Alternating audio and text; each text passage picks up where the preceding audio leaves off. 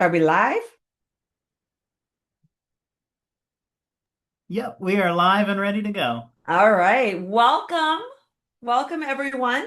We'll give it about 30 seconds for people to, be able to connect in. Glad that you're joining us today.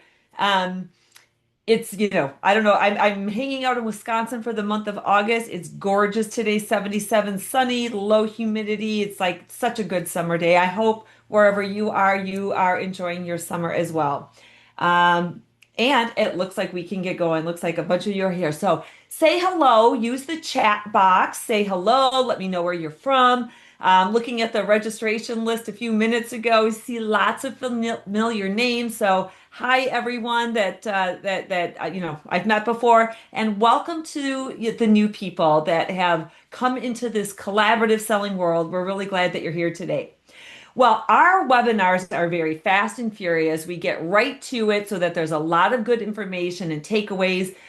You have a notes sheet that was sent to you about an hour ago with a reminder message. You can use that. You can type right into it on another screen as you hear. And I'm also going to be sharing with you a screen of different questions. And so feel free to take screenshots or snapshots of that if that's helpful to you as well.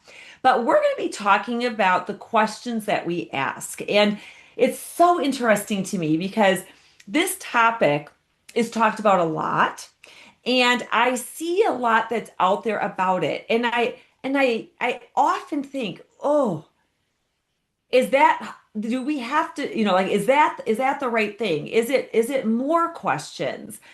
Should we start the life planning questions about why is money important to them, and all of that in the sales process?" And I have some kind of strong opinions about that.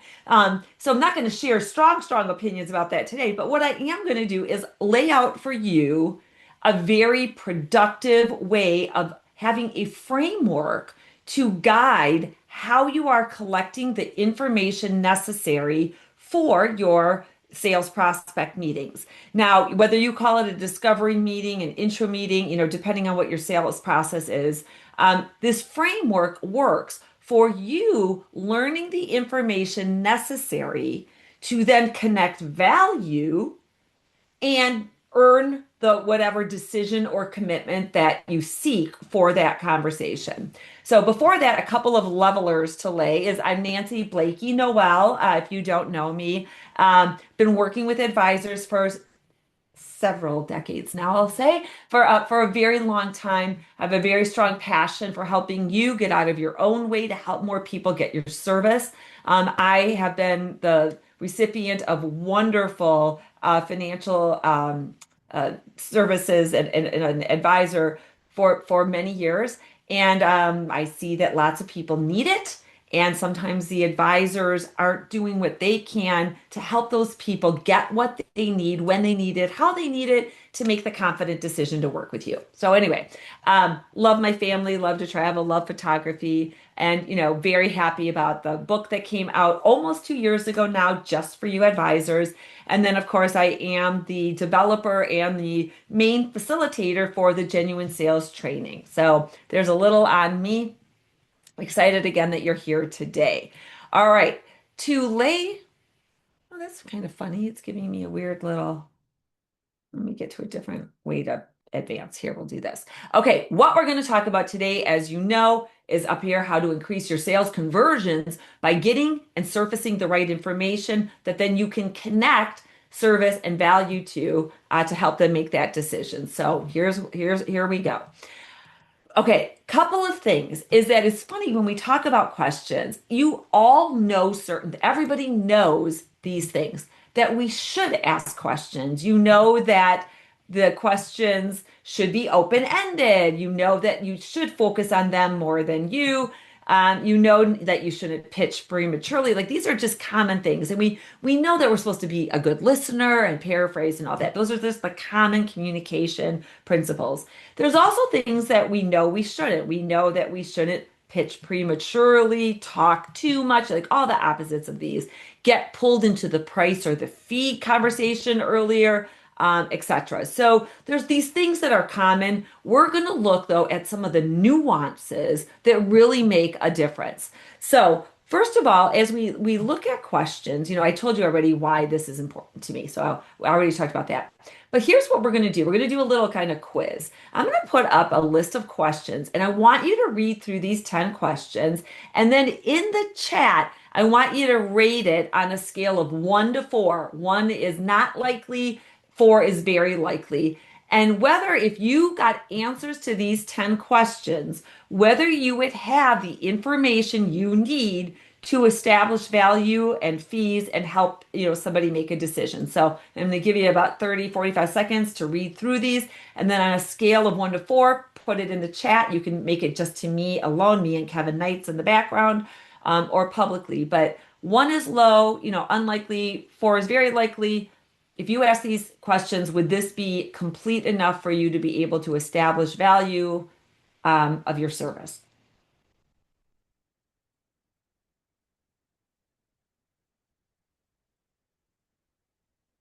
I really hope you'll participate like publicly like this. It sure makes it a lot easier.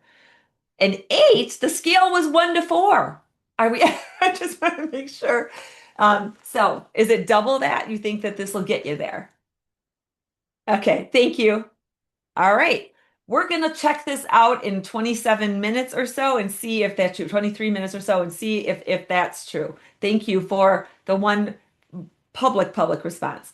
All right. So in the approach that I use for selling, and this is the spirit of the questions as well, it's about collaboration, not, sales tactics. It's about working with somebody to help them make a confident decision. So that's what collaborative selling is working with your prospects to help them take an action or decide something.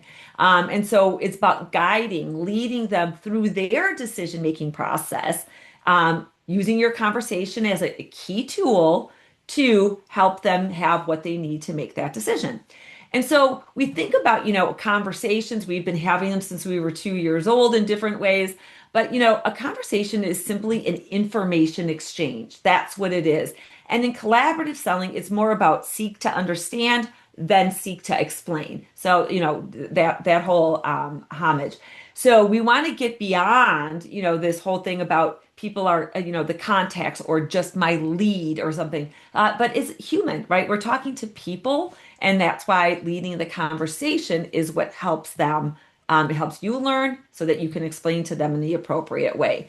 So two-way conversation. And of course, we want to ditch the pitch. So even though we're getting toward the end of baseball season, it's still not, people do not like to be pitched at them. So that's foundational to collaborative selling. And also that whatever we do needs to be a focus on what's in it for them. So any information we explain needs to be connected into, oh, and here's what this means to you. Here's why this is important to you. Here's why you should pay attention to this. Here's what's going to happen for you. And the more we do that, the easier we make it for them to realize they have what they need to make a decision and to see more value. So what's great about this is to do a good job with connecting any information to the WIFITs. That's the acronym WIFIT. To do that, we have to learn first that seek to understand. And so, this investigation and the framework of the 4 points I'm going to lay out for you absolutely helps us do this in a better way. Now, they are on a journey, right? They are on a journey to make a decision. And so they become aware that either there's a problem or something they have going on and they want help fixing it, or they just talked to an advisor this morning who said that he finds in his practice they get more phone calls from prospects when the market is doing well, which goes opposite of people, oh, reach out only when they don't think things are going well. And he said it's the FOMO. People, when the market's doing well, more people are talking about it. They reach out and say, hey, my friend said this is going on. I don't know if I'm doing as well as I could be, would like you to, have a second opinion on this. But anyway, so they become aware that either there's a problem or that maybe there's opportunity for things to be better in some way. And then, of course, wrapped around that are people's wants and needs. So they become aware of that. That usually leads to an information search, right? So whether they're online, whether they're talking to people, That's part of the process. Then, of course, they have to evaluate what are the things I can do. Then they make a decision to purchase or to work with somebody. And then after they make that decision, there is a post evaluation. Was that the right thing? Am I paying too much? Da, da, da, da, da. So all this part of the journey, when they have someone they trust guiding them and able to provide information, it makes it all easier. And so that's why you know, us being able to learn and ask the right questions helps us guide them better at each one of these stages. All right. So let's talk about investigating. So, when we are asking questions, there's a feel to the questions, the order of the questions, the way we phrase things, how we set them up, all those nuances. And what we're searching for, though, is those problems, opportunities, wants, or needs. Those are the pawns. And so, when we're asking the question, that's of course what we are looking for. So, we are looking to ask them in a way that comes as investigative, right? Not interrogative. And so that is why, as you already, I'm sure know, we ask open-ended questions, right? We don't ask a series of, well, how much do you make? When do you want to get started? Where do you work? What's your retirement date? How many children do you have? All important information, yet we can do better so that we can collect information and it not just be this checklist of information that we're gathering. So open-ended questions include who, what, where, when, but it also includes like requests, like tell me more about, or please share with me. We can start our questions that way as well. And of course, the closed-ended questions ask for one piece of information, not just a yes or no, but one piece of information.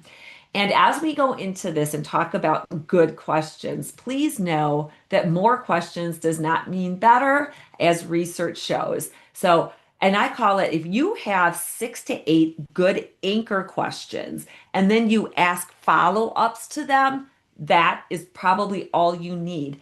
And one of the biggest things I see that happens, so unfortunately, I get to listen to a lot of recorded advisor calls. Every week, I listen to a minimum of two. Some weeks, I listen to like 20.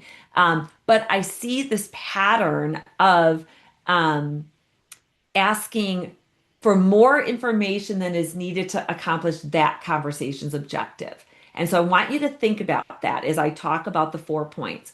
We need good information, but this is my strong viewpoint on the too many like life planning and questions is that if understanding their relationship with money is not important to them making whatever decision is the objective of that conversation, it's not information that is helpful and it can actually be distracting. So we want to focus on what is the objective of this conversation, what's the decision or the action that is desired, and based on that, what is the information exchange that needs to happen to solve for that? And the other information comes at other times. So we, believe not in scripts. So I'm not going to give you, here's the 10 questions you ask, and here's where you go. I'm going to give you a framework, and that's what we call it. So the framework is called the 4 point investigation. And what this does is it anchors us on the story that we can learn from them that allows us to know, do they need our help? Can I help them? Are they qualified? We don't want to forget that. But then also, what is going on and is important to them and the why, the impact of it, because that's then where your value is. So by using this framework, you're able to do all these things. We find out sense of urgency, we find out motivators, we find out their desired outcomes, find out their experience, we find out where they're at in the process of whatever this decision is. All of those things can help us be a better guide and lead to them in that conversation. So let's talk about the 4 points. First point is today. And these are not done in any order. It's just at the end of your investigation, which might be 5 minutes, might be 45 minutes. This is the anchor points that if you know is going to help you. So today is one of those points. Today is about what has happened before up to this moment. Those are today questions. It gives you context, it gives you an understanding of their level of knowledge, their level of experience, and some impact on what's in their viewpoint going well, not going well, etc. So here are some examples. I'm going to let you again take a screenshot, take a picture. I'm not going to read them all out loud, but these are examples of today questions. You see how they're not about future.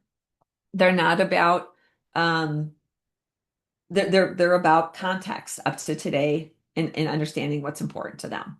All right, so today. Next point then is tomorrow. Tomorrow questions are about the future from today on. So maybe there's a date, an event coming up, a retirement, a wedding, a job change, a house change, a marital status change, something else, that's out. So it's what are they know is coming and what's its importance, etc. So we are looking for future state, and here's the types of questions that can get us that information. Again, screenshot, picture, but you got it. All right. So I think about these, if we go back and look at this graphic, it's the two bookends. And that is often where many of us stay. And the prospects often talk one or the other, and we can round out the other part with our questions.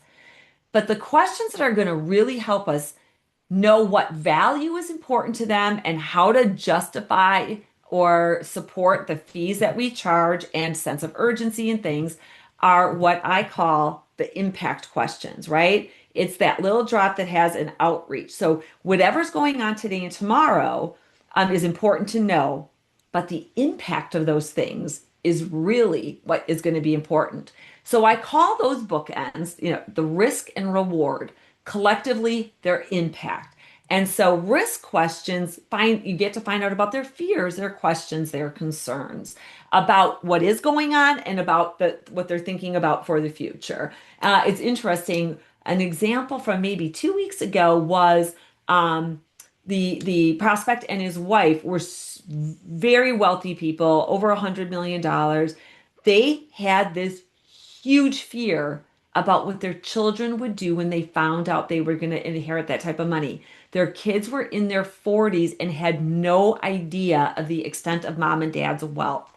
So as they were searching for a firm to work with, it was this, they wanted to make sure it was going to be a person or a team that was going to be patient enough to educate and support their children as they started learning about what was coming for them. I think the couple was in their 80s at the time, or he was for sure. I think she might have been a little younger. But anyway, it was interesting. Like, we don't know the fears that people have about things until we let them talk about it. So the risk information is important.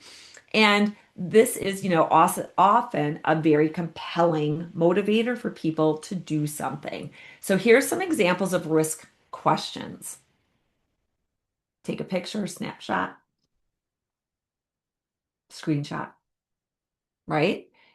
And often what's great about these questions is they can be follow-on questions to your anchor today and tomorrow questions. So it's not trying to scare the bejesus out of them. It's really about finding out, well, how does that affect you? What happens because of this? What type of time, challenge does that put for you? We can just use that as part of the conversation and not now let's scare them and ask them all these questions because then they're going to feel like they have to do something.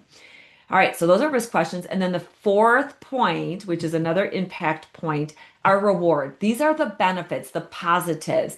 And what's interesting is often these are the ones that people, advisors say, well, we know we can guess what this is. Of course, they want a retirement day because they want to retire. Well, but why? What's exciting about that or fearful about that? Not everyone's excited about retirement. And so reward is exploring the positives. And because we want to know those again for what's going on and for what's going. Because if there's so many positives for their the today situation, even though they may have interest in this tomorrow and other things happening, they might not see enough value in doing having a change of some sort to be able to do that. And that's why we have to explore the rewards. So here's some reward questions. Again, great follow-up questions to when you're talking about other topics.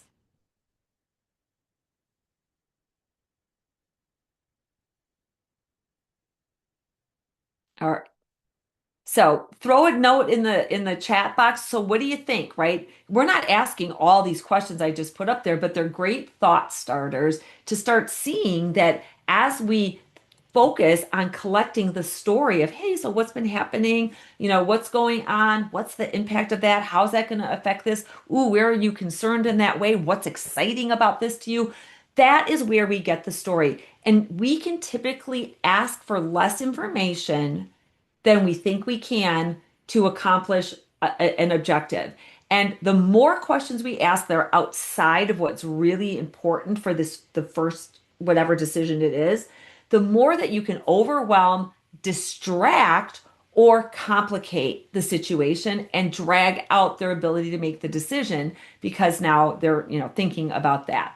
So would love to hear. So what do you think about like having this framework that helps you know, okay, I do have enough. And so we can segue into talking about, hey, this is what's going on for you. This is what's important. Um, let's talk about how we could work together on this. Are you open for that? Now you're in to what I call facilitate, helping them get the information they need to understand how you would help them, the fees associated, the process, etc. So throw an idea in there about what you think. So, good questions, right? Good questions are important and they have to be matched with good listening. So, people will talk. And I know people are like, "Oh my God, I couldn't get anything out of this guy. He came in, he made the appointment, but then he gave me one word answers to everything." And so, we cannot control other people's behaviors, but to set it up for better opportunity for people to respond, we got to make sure that we are in a good listening mode as well. So people will talk if they're given the chance, if the questions are phrased in a way that makes sense to them, etc. And so after we ask a question, our ability to, I call it the pause time, you know, pause and wait for that answer is very important in setting up the dynamic that this is a conversation, not an interrogation. So just for kicks and giggles, in the chat, how long do you think most people do pause after they've asked a question, waiting for that answer before they've moved on? What do you think is the pause time of most people?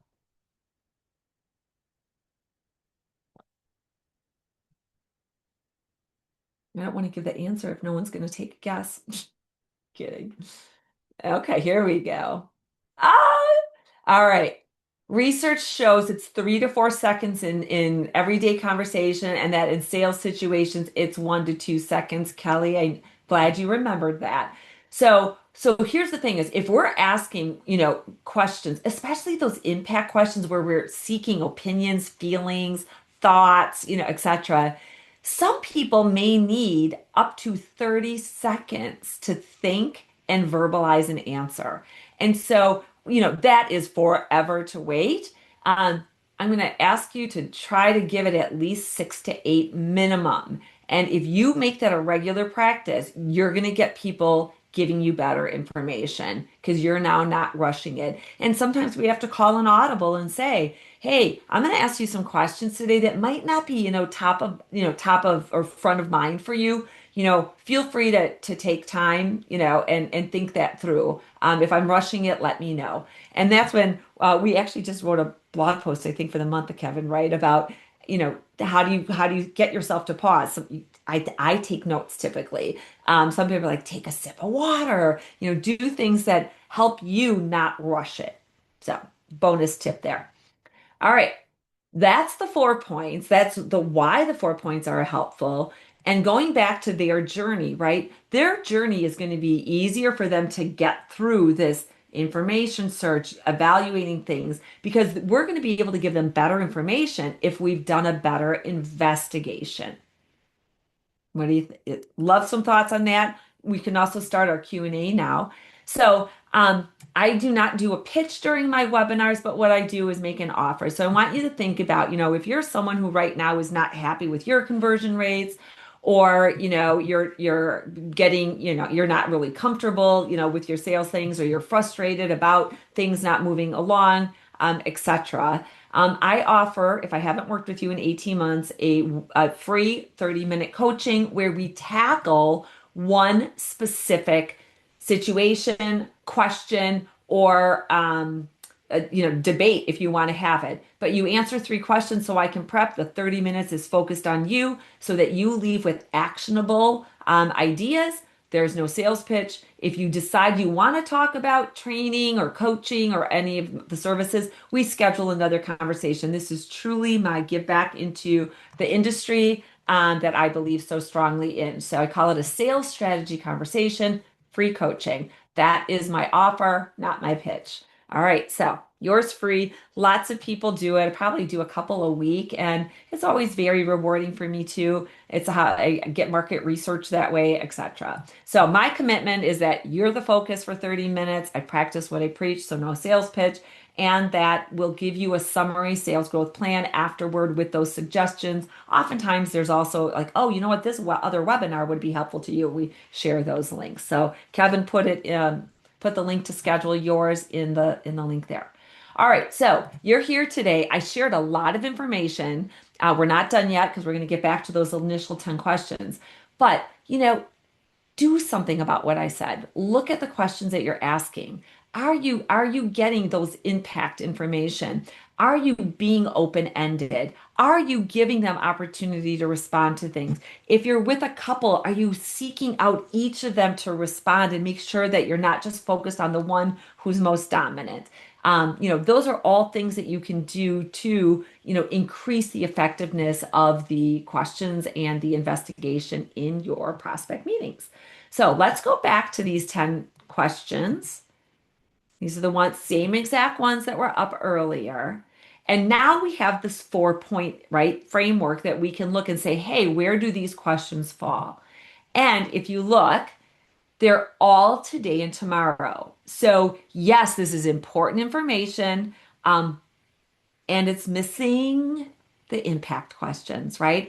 It's missing the emotional, the positives, the fears, the concerns, etc. information that will help you establish stronger value as you talk about what you can do for them and your fees. So it's really easy to be incomplete in getting the full story. And it's funny because I'm a big reader, and I was thinking this morning about, a good story. And, without the emotion, and the context and stuff, it's a pretty flat read. And so make it more interesting for yourself, make it more compelling for them by getting that whole story. It's going to allow you to really stand out to probably most other people they're talking with that are going to get straight to finance and numbers and all of that.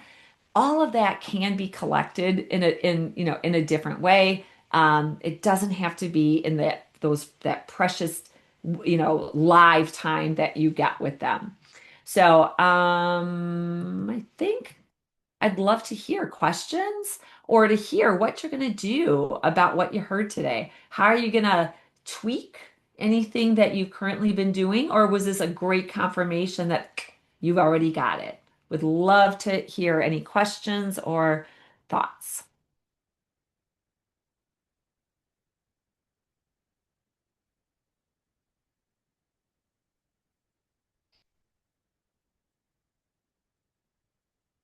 That was 8 seconds. I counted. All right.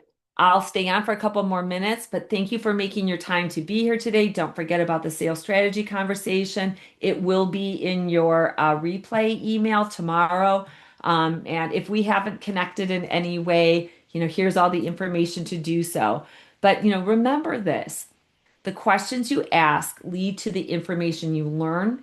The information you learn is what earns you the right to share what you do and to help more people make that decision to work with you. So do well. Hope to see you in the next webinar. Okay, here we go. Oh, hi, Corinne.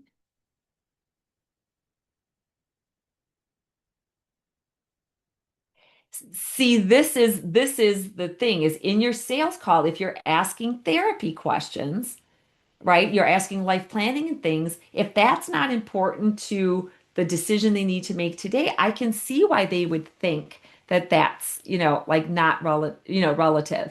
And if they're only focused on numbers, you've got to round it out and explain, well, you know what? The numbers are going to be helpful.